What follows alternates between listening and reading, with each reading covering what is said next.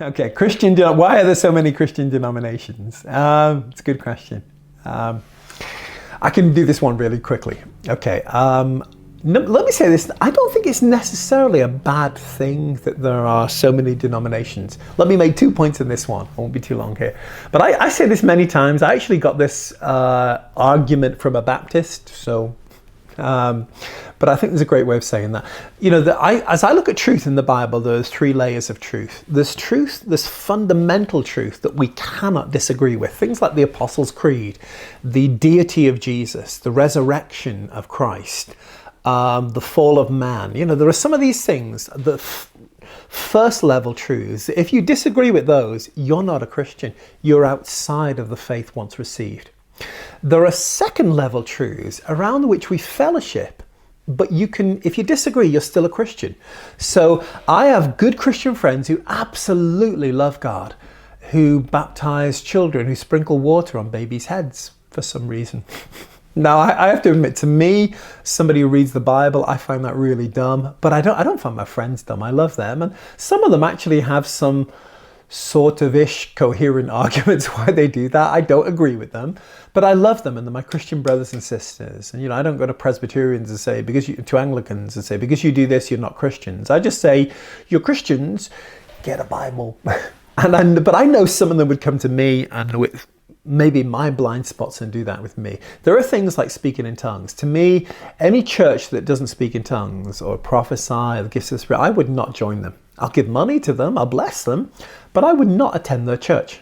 Now, I became a Christian under Billy Graham, who would have not really practiced the gifts of the Spirit, but he's a man of God. So it's like a second level truth around which we fellowship and we commit to. And there's, within a church, there's things we believe. And if somebody comes in with a different doctrine, if somebody doesn't believe in speaking in tongues, they come into a church I lead, that's okay-ish, as long as they don't share those beliefs with anybody.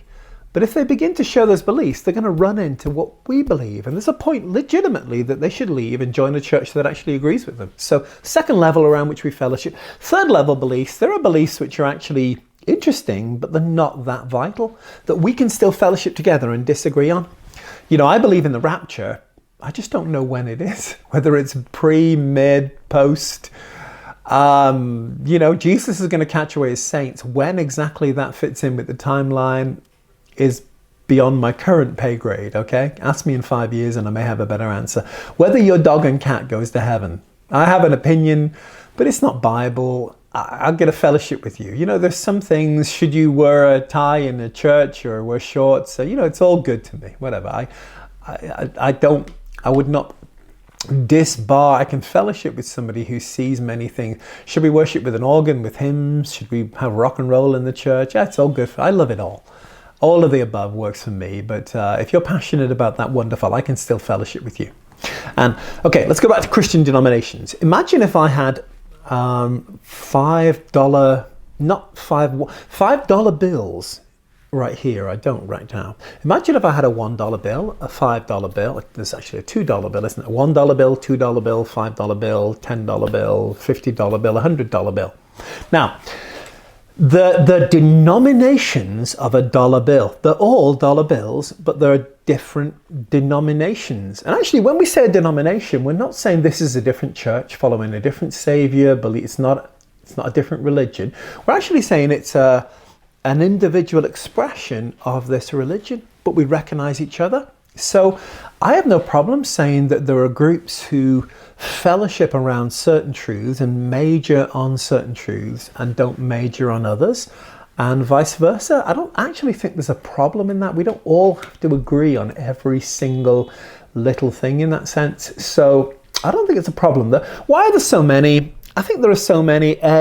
Sometimes because people split up and in pride they go and form their own movement or their own things. And I'm a big believer in the Gamaliel principle that if it's God, it will work out. If it's not God, we'll all see that over time that it wasn't God. I think there are different denominations because at times there are movements that are birthed of the Spirit, revivals, Martin Luther comes along, a Calvin comes along, a Wesley comes along, a Finney, a Wigglesworth, all these kind of Azusa Street, these kind of things. And there are new movements birthed that see truth, that really is truth, that their brethren don't see. And quite often they try to reform the churches they're in and they get kicked out for believing the Bible. So quite often churches, there are different denominations because there have been movements, not new revelations, but actually new revelations of old truths that were in the Bible all the time. I think at times what happens again is over time, denominations lose the plot. There are movements like the Wesleyan movement, the Methodist movement that were incredible, holy, powerful, world-changing movements. And there are some wonderful Methodist church today, but by and large, that denomination has lost the plot. I'm not criticizing. I know there'll be splits within that movement, but by and large, you'll get I know Methodists who frankly don't believe anything, and I know great ones who do. I don't want you to mishear me there, but you'll find a spectrum. And so there are many denominations that no longer preach the things that the original ones adhere to. There are many vineyard churches I know that if John Wimber, he'd throw them out like that if he discovered some of the things that they were involved in. So, over time, things move and change and shift. I think what's really important to realize is there is one true church. We are in the church of Jesus. That's the only one. It doesn't really matter in one sense what ticket I call myself or what denomination I think I am for a few years here on the earth. What matters is that we're part of his church, both in heaven and here on the earth, the church triumphant, the church militant. There's one true church, and you don't get into it by becoming a member and doing all these things, but rather by getting born again. Boom. So that's why there are so many different denominations.